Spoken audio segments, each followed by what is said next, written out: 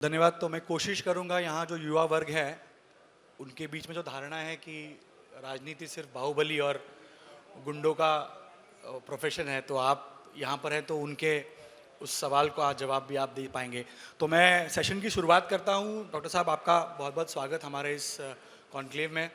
तो मैं आपका इंट्रोडक्शन करने वाला था यंग मुख्यमंत्री के तौर पर, लेकिन 7 साल आप मुख्यमंत्री रहे, भाजपा के लॉन्गेस्ट सर्विंग सीएम रहे, तो वो वैसा करना सही नहीं होगा। लेकिन यहाँ युवा वर्ग बहुत है, ये राजनीति से दूर रहना चाहते हैं। मैं कई लोगों से बात कर रहा था, वो कह रहे थे कि शायद हम इसमें इस प्रोफेशन के लिए फिट है नहीं। लेकिन आप एक डॉक्टर हैं, आपने गवर्नमेंट जॉब भी किया और उसके बाद आप राजनीति में आए। तो ये जो धारणा है इसको आप कैसे दूर करेंगे युवाओं की कि आप राजनीति में आइए, ये वो क्षेत्र है जिससे देश बदल सकता है, आपका भविष्य बदल सकता है। तो डेफिनेटली जब राजनीति तो सेवा और समर्पण का काम है। जैसे हम देखते हैं कि honourable prime minister Narendra Modi ji ने जो विकसित भारत का सपना जो सबको इस देश के युवाओं को दिखाया है, इट इज़ विकसित भारत 2047 हमें करना है, तो इस देश के युवा ही कर सकते और कोई नहीं कर सकते।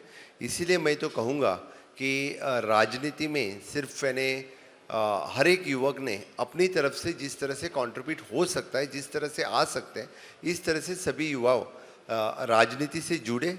It is not a 100 metre race. आज के हमारे नए अध्यक्ष ने जो सही कहा, it is not a short race of the 100 metre, it is a long marathon. तो कंटिन्यूसली काम करना, समाज के लिए काम करना, देश के लिए काम करना, युवाओं के लिए काम करना, तभी आपको अपॉर्चुनिटी मिलेगी। इट इज़ कोई 4-5 दिन के लिए काम किया और मुझे कोई पद मिला, ऐसा कभी होता नहीं है। तो continuously we are working for the more than 20 years in this field, then only we are reaching at this position. मैं बस यही कहूँगा कि काम करते रहिए, पोजीशंस मिलते जाएंगे। लेकिन सीएम सर, एक बात तो है ना कि राजनीति में परिवारवाद, एक गॉडफादर और ऐसा एक बल लगता है जिसके ज़रिए आप शायद आगे जाएंगे, ये आम आदमी समझता है।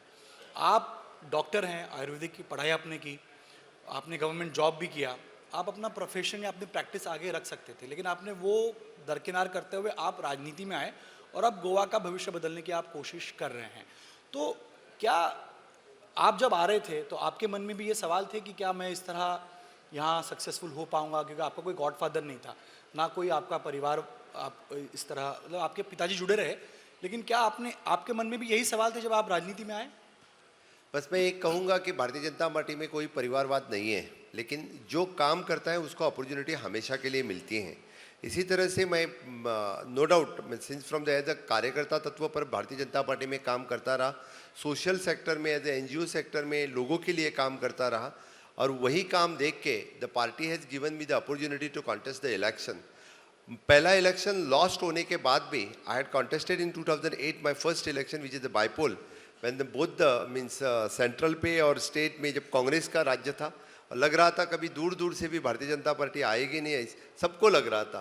फिर भी मैंने कॉन्टेस्ट किया, लूज़ किया इलेक्शन, लूज़ होने के बाद भी continuously work for the party as a state youth president in the Bharatiya Janata Party. Automatically the party has given me the opportunity in 2012 once again, so I have win the election in 2012। That's जो काम करता है तो उसको party opportunity तो देती है। यानी समय देना होता है, संयम रखना होता है, आप ये मानते हैं? जी हाँ, बिल्कुल। डॉक्टर साहब, ये आप जब प्रैक्टिस कर रहे थे तो उसी समय आप राजनीति से जुड़ गए थे या उस समय आप राजनीति से दूर थे? बिल्कुल नहीं। मैं जब मैं मेरा BMS पास आउट होने के बाद जब मैंने मेरी प्रैक्टिस स्टार्ट की, मेरे खुद विलेज में प्रैक्टिस स्टार्ट की, तब से मैं पार्टी से जुड़ा था, तब से मैं पार्टी का काम कर रहा था सिंस फ्रॉम द 1996। अभी आपने अपने नए अध्यक्ष का जिक्र किया, तो भाजपा पूरी तौर से युवाओं को या युवा नेतृत्व की तरफ बढ़ते हुए नजर आ रही है, क्योंकि अध्यक्ष भी आप उस दिशा में शायद पार्टी को ले जाएंगे। तो यूथ कॉन्क्लेव है, यूथ कॉन्क्लेव के माध्यम से आप इन सभी युवाओं को क्या कहेंगे कि अगर बदलाव चाहते हैं तो आपको इस राजनीति में आना होगा? जी हाँ, मैं बस युवाओं को इतना ही कहूँगा कि आपको समझो मैंने इस देश एक विकसित भारत की ओर जाना है तो युवा राजनीति में आना चाहिए। नॉट ओनली इन द राजनीति बट हर एक सेक्टर में लीडर की ज़रूरत है, चाहे वो सोशल सेक्टर हो, एजुकेशनल सेक्टर हो, इकोनॉमिकल सेक्टर हो। जब तक हम लीड नहीं करेंगे तब तक दिशा नहीं दे पाएंगे, एंड हर एक को लीड करना जरूरी है। इसीलिए मेरा तो कहना है कि जिस सेक्टर में आप हैं उस सेक्टर में लीड करना सीखो। आपके राज्य में सबसे बड़ा या एक चैलेंज आपके सामने है वो एम्प्लॉयमेंट जनरेशन का। आपने पिछले चुनाव के दौरान ये कहा था कि हम इतने हज़ार या लाख नौकरियां देंगे, जो आप फुलफिल नहीं कर पाए कहीं। आज भी वो समस्या है। बातों से ये लगता है कि हर व्यक्ति को एक वाइट कॉलर जॉब की ज़रूरत है। वो परिश्रम या मेहनत करने वाले क्षेत्र में, उस प्रोफेशन में जाना चाहते नहीं है। आपके राज्य में भी यही समस्या है कि गवर्नमेंट जॉब्स के लिए लोग सोचते हैं, वाइट कॉलर जॉब्स के लिए सोचते हैं, मतलब पर्याय हैं लेकिन वो उसका इस्तेमाल करना चाहते नहीं, यही समस्या आपके पास भी है? जी, ये तो समस्या पूरे देश भर में है, जहाँ पे यानी हर एक युवाओं को द वाइट कॉलर जॉब की मांग है। वाइट कॉलर जॉब के लिए सभी चाहते हैं, लेकिन मेहनत करना भी उतनी ही जरूरी है। जैसे गोवा जैसे स्टेट में there are so many opportunities available, तो गोवा के युवाओं ने वो अपॉर्चुनिटीज ग्रैब किया, तो डेफिनेटली दिल reach to the higher position in the private sector also. हर एक को कोई गवर्नमेंट जॉब मिल नहीं सकता। एट प्रेजेंट गोवा जैसे छोटे राज्य में there are the more than 70,000 employees are at present in the government, और ज़्यादा एम्प्लॉयमेंट क्रिएशन तो वहाँ नहीं कर सकते, लेकिन देयर इज एम्प्लॉयमेंट अपॉर्चुनिटी हर एक को देना, otherwise the self employment start करना, दैट इज युवा कर सकते हैं। तो आप उस दिशा में आपका एक विजन लेके चल रहे हैं, लेकिन अगर एम्प्लॉयमेंट नहीं होगा तो गोवा की अगर मैं बात करूँ तो वहाँ पर युवा वर्ग एम्प्लॉयमेंट नहीं होने की वजह से दूसरी दिशा में जाते हुए नजर आ रहा है। कुछ केसेस तो ऐसे हुए जहाँ पर ड्रग्स के कैरियर तक लोग बन गए। इनको रोकने के लिए आपके क्या कदम हैं? मैं बस सभी युवाओं को इतना कहूँगा कि character, confidence and commitment which is the most important, और कैरेक्टर, कॉन्फिडेंस, कमिटमेंट की वजह से ही करियर फॉर्म हो सकता है। इसलिए यानी हम युवाओं को यानी इस मोड पे ले जाने के लिए ढेर सारे प्रोग्राम्स जो खुद युवाओं के लिए कर रहे हैं। स्किल डेवलपमेंट से लेके यानी इंडस्ट्री, अकेडमिया, टाइप, कनेक्ट, ये प्रोग्राम हमने हमने ऑलरेडी स्टार्ट कर दिया है।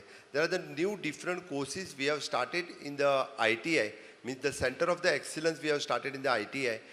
Even though the tourism line पे हॉस्पिटलिटी कोर्सेज जो हमने स्टार्ट किया है, ITI में स्टार्ट किया है। एट प्रेजेंट गोवा में ITI से लेके IIT तक यानी all types of institutes are at present in the state of Goa. हम बोलते हैं कि नेशनल फॉरेंसिक साइंस इंस्टीट्यूट जो गोवा में एस्टैब्लिश हो चुका है, all India institute of the Ayurveda जो गोवा में एस्टैब्लिश हो चुका है, the all India institute of the water sports institute जो पूरे देश भर में कहाँ पे भी नहीं है, लेकिन वो गोवा में, छोटे से गोवा में वो गवर्नमेंट ऑफ इंडिया ने एस्टैब्लिश किया है। There are the different types of skill development के डिफरेंट कोर्सेज हैं। इसीलिए मैंने कहा कि आफ्टर द ग्रेजुएशन हो या द अंडर ग्रेजुएट हो, जो स्किल खुद को स्किलिंग, रीस्किलिंग और अपस्किलिंग करना जरूरी है। There is not a traditional job अभी अवेलेबल नहीं रहेंगे in this is the digital era and in the AI। इसमें अभी खुद को स्किल करना वही जरूरत है। मैं AI की तरफ ही आने वाला था कि टेक्नोलॉजी के ज़रिए ही अब भविष्य है। तो AI का इस्तेमाल करके एम्प्लॉयमेंट जनरेशन हो या यूथ डेवलपमेंट हो, जो विजन केंद्र सरकार का है, आपका है, उस दिशा में आपके किस तरह कदम बढ़ रहे हैं? सिंस फ्रॉम द बिगिनिंग हमने coding and robotic at started at a school level. इसीलिए हम कहते हैं कि बच्चों को जब तक हम स्कूल लेवल से ट्रेन अप नहीं करेंगे तब तक ये आगे जाके नहीं हो सकता है। अपनी कोडिंग रोबोटिक पॉलिसी जो हमने started from the 6th standard onwards हमने स्टार्ट किया है। इवन दो हमने स्टार्टअप पॉलिसी हमने इंट्रोड्यूस की है, AI ड्रिवन पॉलिसी हमने इंट्रोड्यूस की है। इससे यानी ढेर सारे युवकों को आज हम ट्रेन करने की बात यानी गोवा जैसे छोटे राज्य में हो रही है। यानी आप फाउंडेशन के जरिए उसका फाउंडेशन बेस आप मजबूत करने के लिए स्कूल लेवल से ही इसकी शुरुआत कर रहे हैं? हाँ, डेफिनेटली हमने इसका तो अभी यानी लास्ट 5 साल से फाउंडेशन लेवल के सभी कोर्सेज हम एट एवरी लेवल पे हम लोग कर रहे हैं। दूसरा सवाल CM साहब ये है कि गोवा राज्य एक तरह यूथ स्पोर्ट्स को जाना जाता था। अगर फुटबॉल की बात करूं तो कलकत्ता के बाद में गोवा में एक तरह से एक युवा वर्ग उस गेम को खेलता था, लेकिन अब धीरे धीरे गोवा में फुटबॉल हो या दूसरे स्पोर्ट्स थोड़ा फेड आउट हो गए हैं। उसको यानी स्किल डेवलपमेंट की आप बात कर रहे हैं, लेकिन जब आप खुद को डेवलप करना चाहते हैं तो स्पोर्ट्स एक बड़ा माध्यम होता है, उसके लिए आप क्या कर रहे हैं? Goa is always known for the sun and sea. Now we have added for the spirituality also, we have added for the sports also. After the national games, यानी गोवा में ढेर सारे गेम्स अभी होने लगे हैं, जैसे कि Ironman which is an international event which अभी गोवा में रिसेंटली हर साल हो रहा है। गोवा में इसके बाद में वर्ल्ड टेबल टेनिस हुआ, गोवा में वर्ल्ड बीच वॉलीबॉल हुआ, गोवा में रिसेंटली फीडे चेस फेडरेशन की तरफ से चेस कप हुआ। इस तरह के डिफरेंट स्पोर्ट्स भी गोवा में अभी all the association are started all India level पे और इंटरनेशनल इवेंट्स गोवा में ऑर्गेनाइज कर रहे हैं। गोवा में एक अच्छा इंफ्रास्ट्रक्चर, चाहे वो इंडोर हो या आउटडोर हो, इसके लिए हमने किया है। More than the 16 indoor stadiums which is Goa जैसे छोटे राज्य में है, हर जगह पे, हर पंचायत लेवल पे द स्पोर्ट्स ग्राउंड किया है। इसीलिए हमने कोचिंग के वजह से गोवा के, चाहे वो फुटबॉल हो या चाहे वो स्विमिंग हो, वहाँ पे बच्चों को अपॉर्चुनिटीज हमने देने के लिए इस तरह का इंफ्रास्ट्रक्चर ऑलरेडी किया हुआ है। सीएम सर, गोवा एक ऐसा राज्य है जिसका रेवेन्यू मॉडल टूरिज्म के इर्द गिर्द हमेशा रहा है। आप सेल्फ एम्प्लॉयमेंट जनरेशन की बात करते हैं तो टूरिज्म एक ऐसा माध्यम जिसके ज़रिए गोवा का रेवेन्यू रहा। इसी वजह से कसिनोज गोवा में चलते रहे। कई राज्यों में कसिनो खोलने पर राज्य सरकारें अग्री नहीं करती है, लेकिन आपने ये सोचा कि इसके ज़रिए एक रेवेन्यू मॉडल तैयार होगा जिसके ज़रिए गोवा को एक बड़ा, गोवा की तिजोरी में पैसा आएगा। लेकिन टूरिज़्म के आंकड़े अगर मैं देखूं तो पिछले कुछ सालों में वो कम होते नज़र आ रहे हैं। आज गोवा आने वाला जो टूरिस्ट है वो कहीं थाईलैंड जाने की कोशिश करता है या श्रीलंका जाने की कोशिश करता है, क्योंकि उसी पैसों में वहाँ तक आप जा सकते हो और इंटरनेशनल का एक थप्पा भी आपके पासपोर्ट पे लग जाता है। ये धारणा बदलने के लिए आपकी सरकार क्या करे, क्योंकि टूरिज़्म एक बहुत बड़ा आधार है आपके लिए। गोवा को हमेशा के लिए टूरिज़्म कैपिटल के वजह से जाना जाता है, तो डेफिनेटली टूरिज़्म का अच्छा इंफ्रास्ट्रक्चर क्रिएट करने के लिए लास्ट 5 साल से लेके रोड इंफ्रास्ट्रक्चर हो, टूरिज़्म इंफ्रास्ट्रक्चर हो, जो with the help of the double engine means honourable prime minister Narendra Modi ji के कारण ही हम अच्छा इंफ्रास्ट्रक्चर गोवा में क्रिएट कर सके। यानी कुछ लोग यानी इस तरह के टूरिज़्म फॉल डाउन है ऐसे बात कर रहे हैं, लेकिन मैं तो कहूँगा कि continuously I am monitoring after the Covid, यानी टूरिज़्म गोवा का कभी डिक्लाइन नहीं हो रहा है, यानी the percentage wise it is always increasing for the last 3-4 years. मैं खुद देख रहा हूँ, चाहे वो इंटरनेशनल टूरिस्ट हो चाहे या नेशनल टूरिस्ट हो, हमेशा के लिए टूरिस्ट वहाँ पे आते रहे हैं। और जो टूरिस्ट को सुविधा, यानी चाहे even though the mice tourism had increase in the state of Goa, जिनको वेडिंग डेस्टिनेशन बोल के जाना जाता है, इसी तरह से मैंने लोग यानी गोवा में आना पसंद करते हैं। लेकिन अगर एम्प्लॉयमेंट जनरेशन की बात करूँ तो अगर एम्प्लॉयमेंट नहीं रहा तो युवा हताश हो जाता है। उनके मेंटल हेल्थ की तरफ भी आपको देखना होता है, उनको एक तरह से एक भरोसा दिलाना होता है कि हम आपके लिए एम्प्लॉयमेंट जनरेशन कर रहे हैं। आप सेल्फ एम्प्लॉयमेंट जनरेशन की बात करते हैं तो उसके लिए आपको युवाओं तक वो बातें या वो स्कीम्स पहुंचानी पड़ती हैं। गवर्नमेंट्स क्या उस दिशा में ठोस कदम उठाते नहीं है, जिसकी वजह से इन युवाओं को पता नहीं चलता कि उनके लिए क्या क्या सुविधाएं या गवर्नमेंट क्या क्या उपलब्ध करा के देती है ताकि वो सेल्फ एम्प्लॉयमेंट जनरेशन कर पाएँ?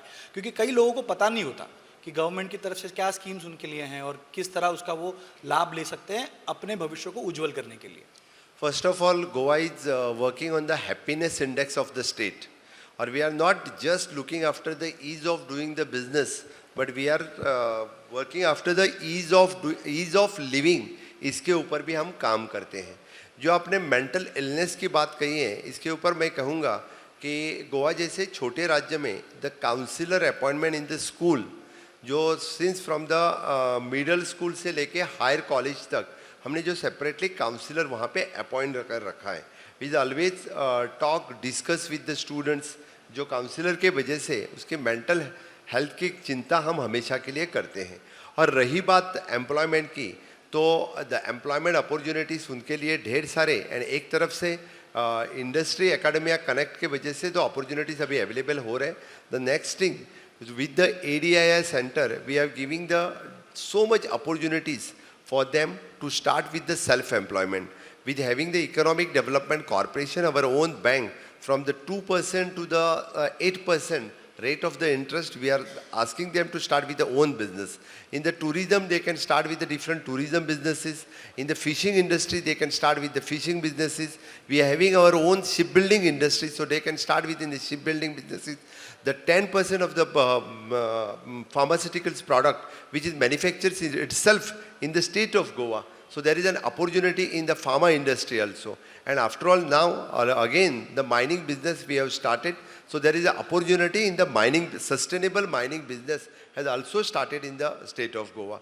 तो मुझे लगता है कि गोवा जैसे राज्य में किसी को हताश होने की कोई ज़रूरत नहीं है, जहाँ पे हैप्पीनेस इंडेक्स कितना हाई है, और उस जब सरकार हैप्पीनेस इंडेक्स और ईज़ ऑफ लिविंग की बात करते हैं और ढेर सारे अपॉर्चुनिटीज़ वहाँ पे अवेलेबल है और पूरे देश भर में से लोग और युवा वहाँ आना चाहते हैं और वहाँ आके यानी जो अपॉर्चुनिटीज़ ग्रैब करते हैं, मुझे दिखता है कि ढेर सारे लोग यानी कुछ लोगों को तो लगता है कि गोवा आना it is like in the foreign country में आना। मैं देखता हूँ कि हर बार जब ट्रेन से उतरते हैं डिफरेंट राज्य से आने वाले तो अपॉर्चुनिटीज़ ग्रैब करने के लिए आते हैं। स्टार्टअप की बात मैं करना चाह रहा था कि स्टार्टअप हब बनाने की आप बात कर रहे थे, क्या उस दिशा में आंकड़े दिख रहे हैं आपको या अभी भी उस पर काम करना बहुत ज़रूरी है?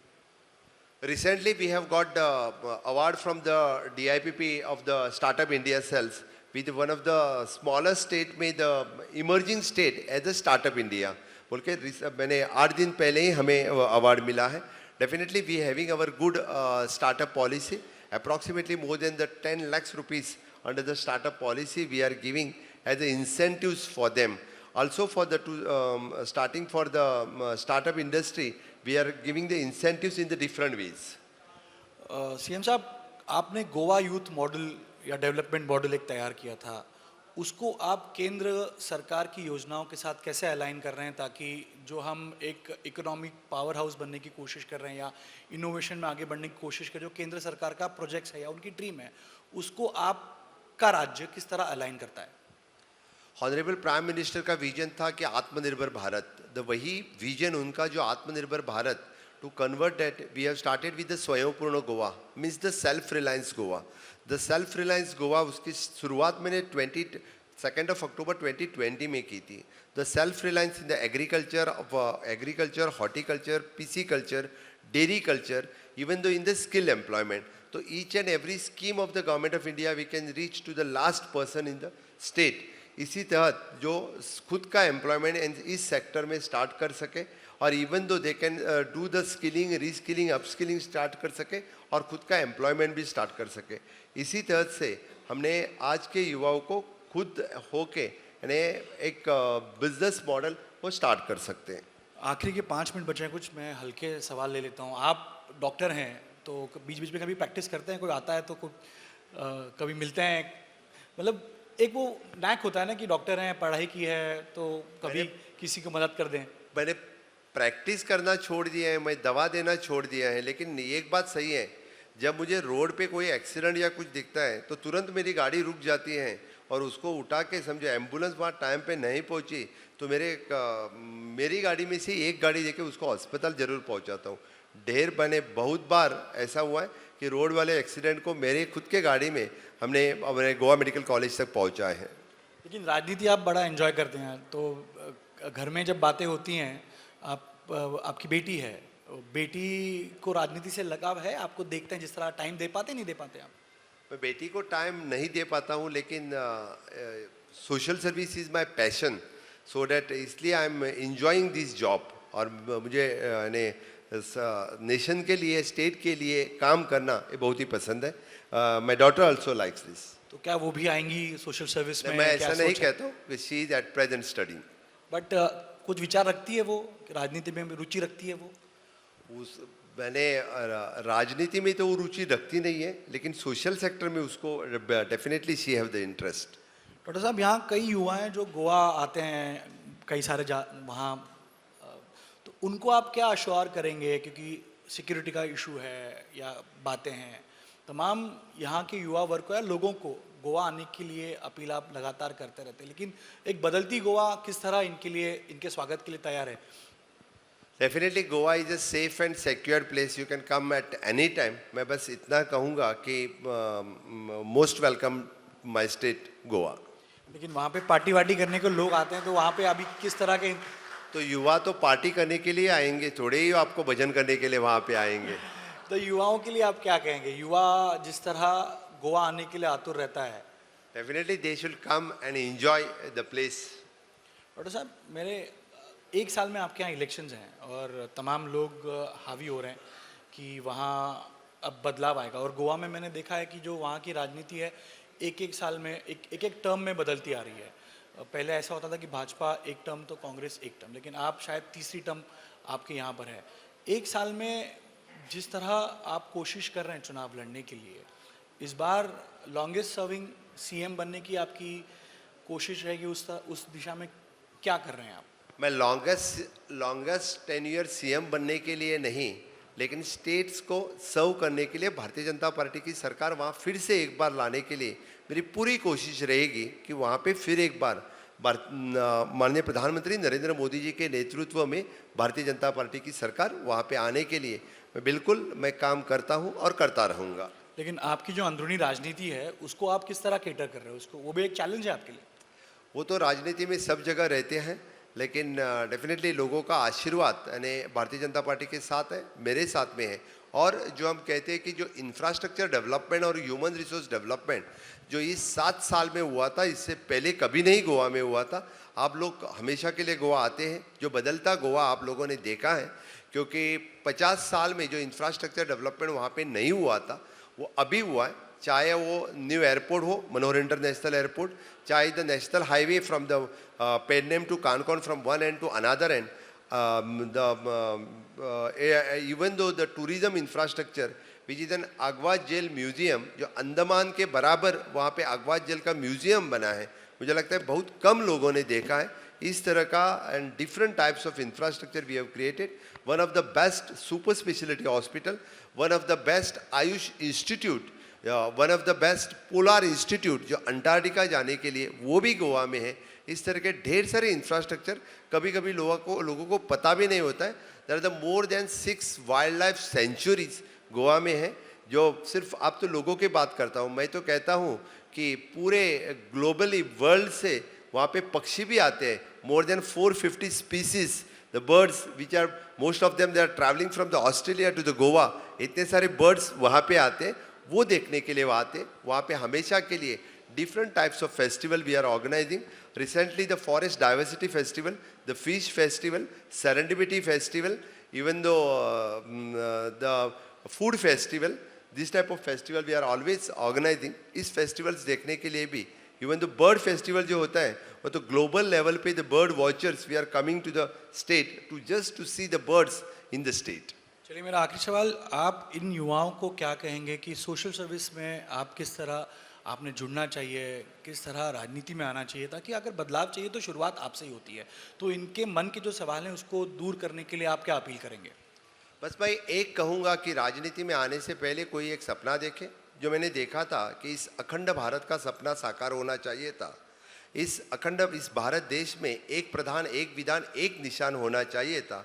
ये जुड़ के मैं इस राजनीति में जुड़ा था और आज मुझे बहुत ही अच्छा लग रहा है। Honourable prime minister Narendra Modi ji ने ये सपना साकार किया। आज अखंड भारत का सपना साकार हुआ। आज जम्मू कश्मीर इस देश का एक घटक हुआ, एक भाग हुआ, 370 कलम रद्द हुआ। ये सपना देखने के लिए मैं तो खुद राजनीति में आया था और ये सपना साकार होते देखते हुए मुझे आज बहुत प्रसन्न हो रहा है। इसीलिए मैं कहूँगा कि इस खुद का करियर करते करते इस देश के करियर में, देश के विकास में मैं कुछ तो कंट्रीब्यूट करूं, यही सपना देख के सभी ने राजनीति में आना उचित रहेगा। नॉट ओनली द राजनीति, बस मैं कहूँगा खुद के अंदर के लीडर को जगाओ, खुद के अंदर के लीडर को जगाओ और lead the wherever you are, that's all. धन्यवाद सर। तो डॉक्टर प्रमोद सावंत मेरे साथ थे, जिन्होंने कोशिश करी है यहाँ पर युवाओं को और हमारे माध्यम से देश की जनता को ये बताने के लिए कि अगर बदलाव चाहते हो शुरुआत आपसे होती है। धन्यवाद सर।